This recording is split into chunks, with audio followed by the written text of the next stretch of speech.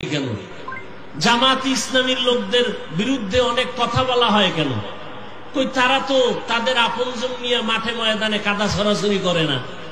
আমাদের কওমের মধ্যে এই দুর্বলতা কেন?